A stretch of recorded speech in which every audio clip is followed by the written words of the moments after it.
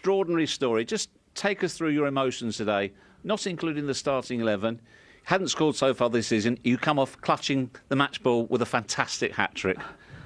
Well, I mean, it was tough moments, and I was really frustrated, to be honest. Because with the, of course, it's a goal as well. But the way I play, I could do much better than what I did. The last couple of games and start of the season, and I was disappointed. Of course, the team was doing really, really good, but individually, I was not really, really happy. But yeah, now we got a great win, and got the balls, and which is my frustrations going away. What was your mindset when you came onto the pitch? You looked like you were full of determination. No, I want to help the team because it was a tough game. Still 3-2, and you never know in the Premier League because it can always turning around after 1 minute. So we were 3-2 ups, and I want to do my best to help the team, which is I always try to do when I play on. And even today, I was helping the team on the bench. I tried to on the bench. I tried to help the teams, and I'm glad that we won the game. And before international break, we had a fantastic result. What was it like for you? Because you had such an amazing season last season in terms of goals, yet they just weren't coming for whatever reason. I mean, also poor finishing, to be honest, but also a little bit of unlucky, and I could have scored against West Ham, and he scored on goal, and I scored a goal, and it was offside from Harry, and then I hit it twice, post and crossbar, which is really unlucky, and which is really disappointed with this. But I mean, goal is coming, and I was not worried about it, but which is I was working hard, and I want to always have the team, which is I did today, and then I'm always having behind a great supporter and great teammates and great staff, and this make me always believe and make me strong in these tough moments. I'm sure you would have taken anything, one off your ear or something, but tell us about the quality of the first 2 goals. They were magnificent. I don't know, to be honest, and I like to shoot in this position, and then I was practicing even when I was a kid. I think I was talking about it so many times, but look, this is always a practicing. I think I try to always, even now after training, even I have time. If you have time, I try to practice this in this position, try to shoot and try to hit always top corner. But today, luckily the ball went in, so I'm really happy that finally the ball went in. And how long was that wait for the hat-trick when it went to VAR? Oh no, I was pretty sure because I was looking the line. I didn't even look at it when I scored. I was pretty sure there was a goal, and yeah, if I was offside, I would say again, it'll be a tough season. But look, I mean, I'm glad to score today, hat-trick, and help the team, which is really, really important. And can go in the national team with fresh energy. Lastly, what did it mean to you? Because it was so obvious what it meant to all your teammates and all of this crowd, what you did today. It was so obvious how high you're held in their affections. I mean, I get emotional, to be honest, and I was also the amazing support, and I was always felt like I disappointed the team and I disappointed the crowd, and with the performance-wise, and I mean, I said before, I was amazing supporters behind me, and even I don't score, they were always supporting me, which is like every time when I play here and even our away games. So I'm really, really glad having this amazing supporter and amazing teammates and amazing staff behind me. So you got the match ball, you're the player of the match, and it's great to see that smile once again. Thank you very much. It's hard not to like him, even if you're a Leicester fan, just the way he comes across. He's so humble more than anything. And, he talks about having a point to prove, but he's still smiling, although scoring a hat-trick will help that. Well, he's done his job. I mean, he's come off the bench and he scored 3 goals in such a short time, and the quality of the finishes was magnificent. There's not one manager in world football who wouldn't want that boy. His quality, his determination, his character. He's got everything. He's got the whole package. Everybody, every manager, he's a manager's dream. And I don't care what team it is. He's an absolute dream to manage. Magnificent attitude. You listen to him after, he's level-headed. He's took it on board. He's got left out. He knew he had to come on and prove a point. And he did. And he's putting a lot of it down to luck this season, and I'm with him, especially in the last game. He hit the crossbar, hit the post, goalkeepers are making saves. It just wasn't his time. But we said before at the top of the show, the quality of Heung-min Son, you are not keeping him down for long, and he's come to the top. And what does that say about him? Well, he's probably the most humble. He's a superstar, really, isn't he? You know, he's probably one of the most likable guys in the whole league. I think just the way he smiles, the way he plays. Everybody that meets him, everybody knows him, loves him. And the way his teammates in the crowd celebrated with him when he scored the first one just shows how much he means to Tottenham. But also, I think, to the whole league. I think everybody loves him. I think he's just one of those guys. And that's why I was saying, don't drop him. Because you wouldn't want to lose a guy like this. Because maybe he could go somewhere else and everybody would want him. Every team in the world would want him. And that's why I'm saying, of course, maybe his performance said you could rest him. But these boys don't forget these moments sometimes. I know right now everything feels great, but some will remember this at some point later down the line. That's just how the guys are wired, aren't they, Tim? Yeah, I understand it, but I think Conte's seen him in training. He's seen him for a year and a half now.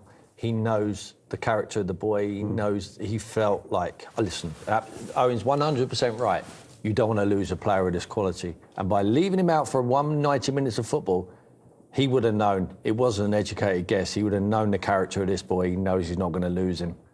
And what he's done, you have to pat him on the back, Conte. You have to say, because he scored 3 goals, he's come on, he's proved the point. You have to say it's good management. You really do. But that's the thing, Owen, you were saying, in hindsight, which is obviously an easy thing, it would have been better for him to start, but would you have had that drive, that extra bit of determination? He's always got the drive. But you know, the quality of the finishing, it felt like he almost did have a point to prove when he came on. I'm not sure. I'm not sure. Did that put the fire in his belly? Is what I'm saying. No, I don't think so. They're the worst defence in the league. Rightly so. They concede virtually 2 goals every game. So you could look at it and go, yeah, but he hasn't scored yet, but he could break his duck here in the first half. He could have scored 2 or 3 in the first half. Yeah. The whole game was open. So really, you want one of the best players in the league out there. I understand why he did it. And Conte, in hindsight, he's right. But the point is, I would always think I'm going to go with my best players. Kane and Son. Tim made a great point. You didn't rotate Kane. But as a player, is it sweeter to do it this way, coming off the bench, rather than scoring? Well, it shows more character. It shows you you're still up for the fight. Yeah. Them fans are coming home now thinking, when Sonny's not in the starting lineup, they're worried. How will he react? They've got the answer, haven't they? They're all happy now. Yeah, but do you think the manager could maybe say, well, I could do this again? No, because if I'm Sonny, I'm going straight in there to him and I'm saying, you do not do that again. Okay? Exactly. And I think he got the message. You don't rotate. Could come back and say to him, but look what you did. Yeah, but you don't rotate Kane. You don't rotate me. And let's have it right. Richarlison played okay. Kulusevski was very good. Had an assist for Harry Kane. So the players who were coming in, they've had to sit on the bench. They've had to come on, and they're all doing it. The attitude of the whole squad is very good at the moment. It was almost scripted, was it not?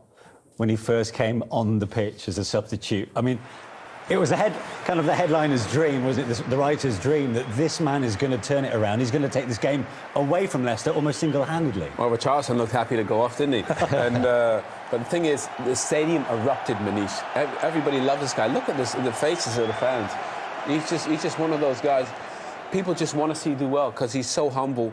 But the thing is, the one thing is, he's an incredible finisher. Give him half a chance. He's always a willing runner. His composure, timing, knows he needs to get onto his right. Yeah. I mean, that is beautiful. Everything about it. The run, the touch. Credit Bentancur. Tim made a great point about Bentancur. You know, he wins it there, and then they want to get forward. But credit Son. That's an assist. I mean, Bentancur's got an assist there for passing the ball 50 yards out from goal. He dribbles it at the correct pace. He sends them on the back foot. He knows when to slow himself down. And he is an incredible finisher off both feet.